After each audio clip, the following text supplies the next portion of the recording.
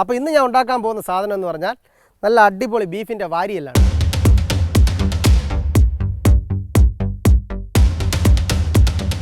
നല്ല വൈനിൽ തീർത്ത ബീഫിൻ്റെ വാരിയൽ തന്തൂരിയാണ് നമ്മൾ ഉണ്ടാക്കുന്നത്. തന്തൂരിക്കുള്ള മസാല ഒന്ന് സെറ്റ് ചെയ്യാം. ഞാൻ ഇതിനൊന്ന് നല്ല രീതിയിൽ ഒന്ന് വരയാം.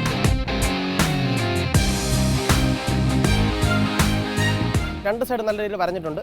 അപ്പോൾ അതിന് നമ്മൾ മസാല പുരട്ടാം.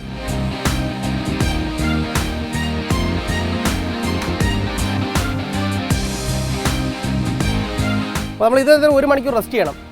ആ റെസ്റ്റ് ചെയ്യുന്ന സമയത്ത് തന്നെ നമ്മൾ ഇതിനെ ഒന്ന് സ്റ്റാൻഡ് ചെയ്യാൻ വേണ്ടി 2 കമ്പി എടുത്ത് ഇതിനൊന്ന് കെട്ടണം.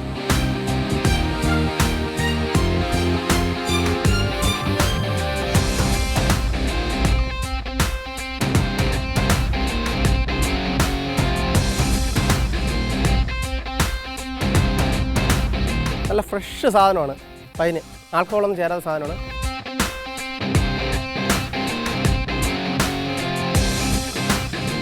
നല്ല സെറ്റപ്പായിട്ടൊരു വിഭവമാണ്. ഞാൻ ആദ്യം പറഞ്ഞില്ല, നമ്മളെ വൈൻ ഒഴിച്ചിട്ട് സ്പെഷ്യലായിട്ട് ഉണ്ടാക്കിയ നമ്മുടെ ബീഫിൻ്റെ ഒരു സൈഡിലെ വാരിയിലാണ്. അതിനെ ഫുള്ള് നല്ലൊരു തന്തൂരിയാക്കിയിട്ടുണ്ട്. ഹായ് ചങ്ങാതീസ്, വ്യത്യസ്തമായുള്ള രുചിക്കുട്ടുകൾ തേടിയുള്ള എൻ്റെ യാത്രകളും പരീക്ഷണങ്ങളും അവസാനിക്കുന്നില്ല, വീണ്ടും വീണ്ടും തുടങ്ങിക്കൊണ്ടേയിരിക്കുന്നു. അപ്പോൾ ഇന്ന് ഞാൻ ഉണ്ടാക്കാൻ പോകുന്ന സാധനം എന്ന് പറഞ്ഞാൽ നല്ല അടിപൊളി ബീഫിൻ്റെ വാരിയല്ലാണ്. വാരിയൽ വെച്ച് എന്ത് ചെയ്യാം? ആ ഒരു ബീഫിൻ്റെ ഒരു സൈഡ് ഫുള്ളുള്ള വാരിയലാണ്. ഏകദേശം ഒരു 15 കിലോളം വെയിറ്റ് ഉണ്ട്. 15 കിലോയ്ക്ക് മുന്നോട്ടേ ഉള്ളൂ. 15 കിലോളം നല്ല വെയിറ്റുള്ള നല്ല വാരിയലാണ്. അപ്പോൾ അത് നമുക്ക് തന്തൂരിയാണ് ചെയ്യാൻ പോകുന്നത്.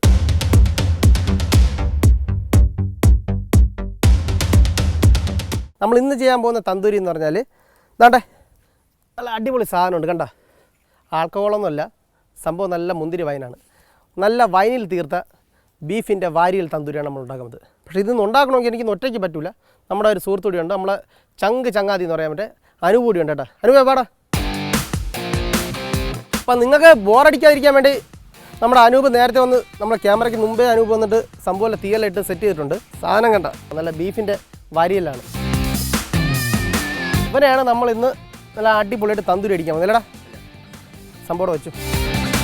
നമുക്കിതിൻ്റെ മസാല ആദ്യം തയ്യാറാക്കാം. നല്ല അടിപൊളിയായിട്ട് തയ്യാറാക്കാം. നമ്മളെ അനൂപാണ് തയ്യാറാക്കുന്നത്. അനൂപ് എങ്ങനെ ഇന്ന് തയ്യാറാക്കുന്നത് എനിക്ക് ഒന്ന് കാണണം. പിടിച്ചോടാ അനൂപ്. തന്തൂരിക്കുള്ള മസാല ഒന്ന് സെറ്റ് ചെയ്യാം. അപ്പോൾ അതിൽ ഞാനേ എല്ലാ സാധനവും നല്ല പേസ്റ്റ് ചെയ്തിട്ടുണ്ട്. നമ്മൾ ആദ്യം ഒരു ആവശ്യത്തിനുള്ള വെളുത്തുള്ളി ഇടുന്നുണ്ട്. വെളുത്തുള്ളിയിൽ നല്ല പേസ്റ്റ് ആയിട്ടുണ്ട്. അപ്പോൾ നമ്മൾ ഏകദേശം ഒരു 200 ഗ്രാം വെളുത്തുള്ളി പേസ്റ്റ് ഇട്ടിട്ടുണ്ട്. അതുപോലെ തന്നെ ഒരു 200 ഗ്രാം ഇഞ്ചി പേസ്റ്റാണ്. 200 ഗ്രാം നമ്മളെ നീളമുള്ള പച്ചമുളക്. ഇത് ഈ പച്ച കളർ കാണുന്നത് നമ്മൾ മല്ലിയിലയും പുതിനയിലയും കറിവേപ്പിലയും നല്ല രീതിയിൽ പേസ്റ്റ് ആക്കിയിട്ടുള്ളതാണ്. അതും കൂടി നമ്മൾ ഇതിലോട്ട്. അതിലേക്ക് നമുക്കൊരു 2 നാരങ്ങ, 2 വേണ്ട, ഒരു 1.5 നാരങ്ങ പിഴിഞ്ഞൊഴിക്കാം. എന്നിട്ട് അനൂപ് അതിനിപ്പോൾ നല്ല രീതിയിൽ ഒന്ന് മിക്സ് ചെയ്യും. നല്ല മിക്സ് ആയിട്ടുണ്ടേ. അപ്പോൾ അതിലോട്ട് നമ്മളൊരു 200 ഗ്രാം മുളക് പൊടി ചേർക്കുകയാണ്. അതിനോട്ട് നമ്മളൊരു ഏകദേശം ഒരു 100 ഗ്രാമോളം കുരുമുളക് പൊടി ചേർത്തിട്ടുണ്ട്. 1 സ്പൂണ് മഞ്ഞൾപ്പൊടി, 1.5 സ്പൂൺ മഞ്ഞൾപ്പൊടി ചേർത്തിട്ടുണ്ട്. അതുകൊണ്ട് നമ്മൾ ഗരം മസാല നല്ല പൊടിച്ചതാണ്. ഗരം മസാല അത് ഏകദേശം ഒരു 50 ഗ്രാമിന് മുകളിൽ ഗരം മസാല പൊടി ചേർത്തിട്ടുണ്ട്. കുറച്ച് ചതയ്ക്കാത്ത പെരിഞ്ചീരകം, നമ്മൾ ആവശ്യത്തിനുള്ള ഉപ്പ് നല്ല രീതിയിൽ മിക്സ് ചെയ്തു. അതിലോട്ട് നമ്മൾ ഒരു 3 മുട്ട,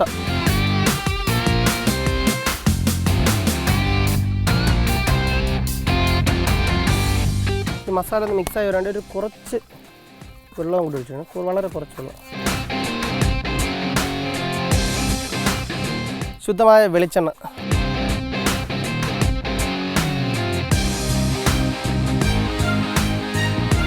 നമ്മളെ മസാല നല്ല രീതിയിൽ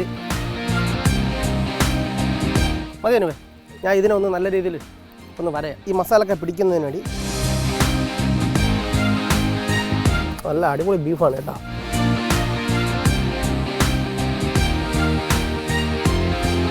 ഈ സൈഡൊക്കെ നല്ല വാരിയലാണ് കണ്ടോ. ഈ സൈഡ് കൂടി പീസുണ്ടല്ലേ. സംഭവം ഒരു 1.5 സംഭവമാണിത്. അല്ലേ അനുവേ? അപ്പോൾ നമ്മൾ മാക്സിമം വരാൻ പറ്റുന്ന രീതിയിൽ നല്ല രീതിയിൽ നമ്മളെ ബീഫിൻ്റെ ഒരു സൈഡിൽ നിന്ന് 2 സൈഡ് നല്ല രീതിയിൽ വരഞ്ഞിട്ടുണ്ട്. അപ്പോൾ അത് നമ്മൾ മസാല പുരട്ടാം. ഒരു സൈഡ് നല്ല രീതിയിൽ മസാല പിടിപ്പിച്ചിട്ടുണ്ട്. മറിച്ച് ഇത് അനൂപ് നമുക്ക് ഏകദേശം ഒരു മണിക്കൂർ റെസ്റ്റ് ചെയ്യാൻ പറ്റണം കേട്ടോ. എങ്കിൽ മാത്രമേ മസാല ഇതിനകത്ത് നല്ല രീതിയിൽ പിടിച്ചു തരുള്ളൂ. എല്ലായിടും പിടിപ്പിച്ചോണേ. നമ്മുടെ ഗ്യാപ്പിനകത്തൊക്കെ ആ സൈഡ് കുറച്ച് നല്ല മണം. സത്യം പറഞ്ഞാൽ നമ്മൾ മസാല പിടിപ്പിച്ച ടൈമിൽ തന്നെ പച്ചമുളകിൻ്റെയും കുരുമുളകിൻ്റെയും അല്ലേ മസാല കറക്റ്റായിരുന്നു കേട്ടോ.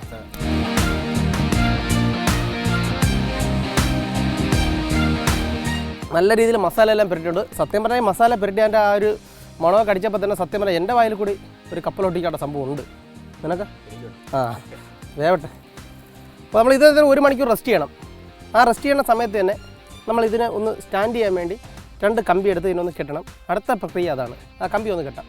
അപ്പോൾ നമ്മൾ തണ്ടൂരിക്ക് ആവശ്യമായിട്ടുള്ള കെട്ട് കമ്പിയും അല്ല സ്ക്വയർ കമ്പിയും കൊണ്ടുവരും. അപ്പോൾ തണ്ടൂരിക്ക് എന്താണ് കമ്പിയല്ലേ, അപ്പോൾ അതുകൊണ്ട് നമുക്ക് നോക്കാം. ഇതിനൊന്ന് കെട്ടി ടൈറ്റ് ചെയ്ത് നിർത്താം നമുക്ക്.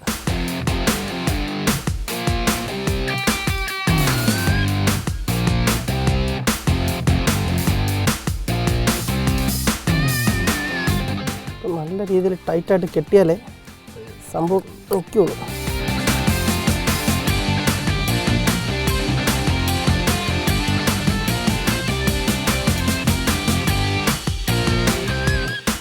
അപ്പോൾ നമ്മുടെ ചങ്ങാതീസ് നമ്മുടെ ബീഫിൻ്റെ വാരിയിൽ നല്ല രീതിയിൽ മസാല ചെയ്തിട്ട് ഏകദേശം 1 മണിക്കൂറായിട്ടുണ്ട്. നമ്മൾ 2 നല്ല സ്റ്റാൻഡൊക്കെ ചെയ്തിട്ടുണ്ട്. നല്ല ഇതുണ്ടല്ലേ കെട്ട് കമ്പിയൊക്കെ വെച്ചിട്ട് നമ്മളെ കോൺക്രീറ്റിനും കമ്പി പണിക്കും പോണ ചാട്ടന്മാരെന്നുള്ള സാധനമൊക്കെ ഒപ്പിച്ചിട്ട് നമ്മൾ നല്ല രീതിയിൽ കെട്ടി എല്ലാം നല്ല സ്റ്റേ ആയിട്ടുണ്ട്.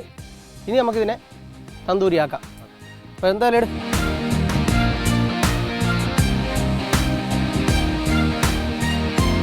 അപ്പോൾ ഇതാണ് ഞാനും അനുവും കൂടി ഇന്ന് സെറ്റ് ചെയ്യാൻ പോകുന്ന നല്ല വൈനൊഴിച്ച് നല്ല രീതിയിൽ മുരിച്ചെടുക്കാൻ വേണ്ടി നമ്മൾ ഉദ്ദേശിക്കുന്ന നല്ല ബീഫിൻ്റെ വാരിയിൽ തന്തൂരിയാണിത്. എങ്ങനെയാണ് നമുക്ക് നോക്കാം.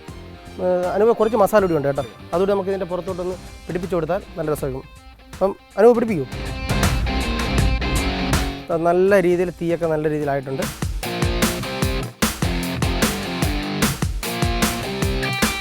അപ്പോൾ നമുക്ക് ആദ്യം കുറച്ച് വൈൻ നമ്മൾ കൊണ്ടുവച്ചിട്ടുണ്ട്. അപ്പോൾ നിങ്ങൾ ചോദിക്കും വൈൻ എന്തിനാണെന്ന്. അപ്പോൾ അതിൻ്റെ പരിപാടിയൊക്കെ ഉണ്ട്, നമുക്ക് വെയിറ്റ് ചെയ്ത് കാണാം. അപ്പോൾ ഇതൊന്ന് ഒരു 2 മണിക്കൂർ എടുക്കും കേട്ടോ, നല്ല രീതിയിലൊന്ന് വെന്ത് വരാൻ വേണ്ടി. നല്ല വാരിയലിൻ്റെ സൈഡൊക്കെ ഇല്ലേ.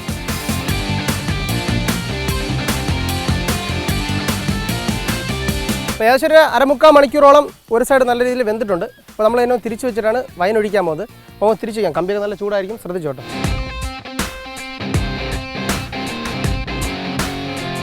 അപ്പോൾ നല്ല രീതിയിൽ സംഭവം വെന്തിട്ടുണ്ട്. നിങ്ങൾ തോന്നുന്നത് കരിഞ്ഞു പോയാൽ അതിൻ്റെ പുറത്തുള്ള കൊഴുപ്പിൻ്റെ ഭാഗമാണ് ചൂടടിച്ചപ്പോൾ ആയത്. നമ്മൾ ഈ ഭാഗം നോക്കിയാൽ അറിയാൻ പറ്റും അതിൻ്റെ വേഗം എത്രമാത്രം ഉണ്ടെന്ന്.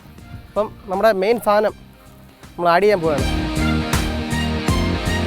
നല്ല ഫ്രഷ് സാധനമാണ് വൈന്, ആൽക്കഹോളൊന്നും ചേരാത്ത സാധനമാണ്. നമ്മുടെ ചങ്കാണ്, ചങ്ക് പക്ഷേ വൈന് പോലും കുടിക്കത്തില്ല കേട്ടോ.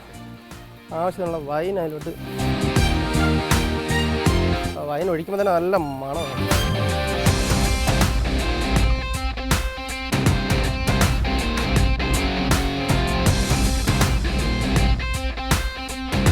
നല്ല രീതിയിൽ വൈൻ ഒഴിച്ചിട്ടുണ്ട്. ഇനി മറു സൈഡ് കൂടി വെന്ത് കഴിഞ്ഞാൽ സംഭവം ഓക്കെയാണ്. കണ്ടോ, ഇപ്പം നിങ്ങൾ വിചാരിക്കും സംഭവം കരിഞ്ഞു പോയെന്ന്. കണ്ടോ, ഇറച്ചി നല്ല രീതിയിൽ വെന്തിട്ടില്ല. അതിൻ്റെ പുറത്തുള്ള ആ ഭാഗം മാത്രമാണ്, ആ കൊഴുപ്പും അതിൻ്റെ ആ ഭാഗങ്ങളാണ് ഒന്ന് ആ തീയടിച്ചപ്പോൾ കരിഞ്ഞു പോയത്. നമ്മൾ നല്ല രീതിയിൽ വെന്താൽ മാത്രമേ കഴിക്കാൻ പറ്റുള്ളൂ. അപ്പോൾ ആ രീതിയിൽ തന്നെ നമ്മൾ ചെയ്തെടുക്കണം. അല്പോടെ വൈൻ നമുക്ക് അതിൻ്റെ പുറത്തുകൂടി ഒഴിച്ചുള്ളൂ. അപ്പോൾ ചങ്ങാതീസ് നമ്മുടെ ബീഫിൻ്റെ ഒരു സൈഡ് നല്ല രീതിയിൽ വെന്തിട്ടുണ്ട്. ഞാൻ മറിച്ചിട്ടുണ്ട്. വീണ്ടും ഒന്ന് തിരിച്ചിട്ട് നമുക്ക് വൈൻ ഒഴിക്കാൻ വേണ്ടിയാണ്.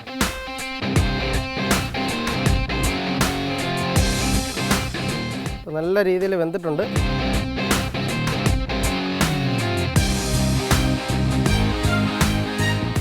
വൈൻ ഒഴിക്കുമ്പോൾ തന്നെ നമുക്ക് അതിൻ്റെ ഒരു മണവും അല്ലേ.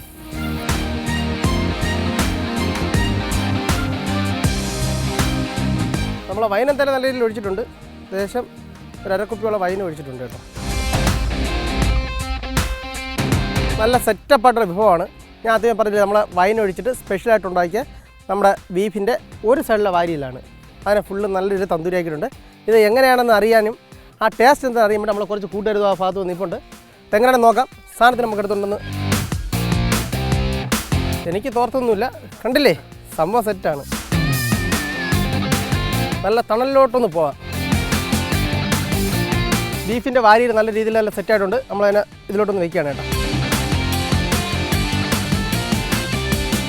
അപ്പോൾ എന്തായാലും ഇത് പൊട്ടിക്കാൻ അല്പം സമയം എടുക്കും. ഞാൻ ഈ കട്ടൊന്ന് പൊട്ടിച്ചൊക്കെ വന്നിട്ട് നമ്മളെ പയ്യന്മാരെ വിളിച്ച് നമുക്ക് കൊടുക്കാം കേട്ടോ സാധനം. അപ്പോൾ ഓക്കെ ചങ്ങാതീസ്, നമ്മളെ വ്യത്യസ്തമായ രുചിക്കൂട്ടുകൾ തേടിയുള്ള രുചിയോ രുചിയിലെ അവസാന ഘട്ടത്തിലാണ്, ഇന്നത്തെ ഷോയുടെ അവസാന ഘട്ടത്തിലാണ്.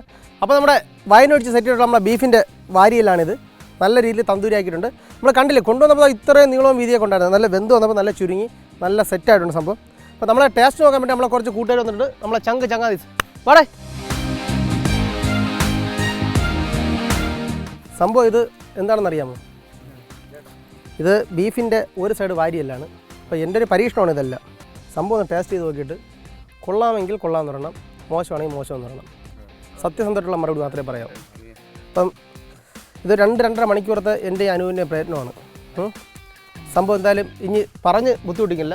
സാധനം എങ്ങനെയാണെന്ന് നമ്മളെ കൂട്ടുകാർ തന്നെ ഒന്ന് ടേസ്റ്റ് ചെയ്ത് നോക്കിയിട്ട് ഇതാ എവിടെ നിന്ന് വേണമെങ്കിലും എടുക്കാം. ഇവിടെ നല്ല സെറ്റായിട്ട് നല്ല രീതിയിൽ നല്ല വെന്തിട്ടുണ്ട്. നമ്മുടെ കൂട്ടുകാരിപ്പോൾ അതിനെ ടേസ്റ്റ് ചെയ്തുകൊണ്ടിരിക്കുകയാണ് തന്നെ. വ്യത്യസ്തമായ രുചിക്കൂട്ടുകൾ തേടിയുള്ള നമ്മുടെ യാത്രയോട് അവസാനിക്കുന്നില്ല. അടുത്ത ആഴ്ച പുതിയൊരു വിഭവമായിട്ട് നമുക്ക് കാണാം. അപ്പോൾ എങ്ങനെ ഞാൻ പോവുകയാണ്. നമ്മുടെ കൂട്ടുകാർ ഇത് എന്ത് ചെയ്യുമെന്ന് എനിക്ക് അറിഞ്ഞൂടാ. എങ്ങനെ നിങ്ങൾ എടുത്തുകൊണ്ട് പോവുകയാണ്, ഞാൻ കൊണ്ടുപോകണം. എന്നാൽ പിന്നെ സെറ്റോടെ അങ്ങ് എടുത്തുകൊണ്ട് അങ്ങ് പോവാം കേട്ടോ. ടാറ്റാ.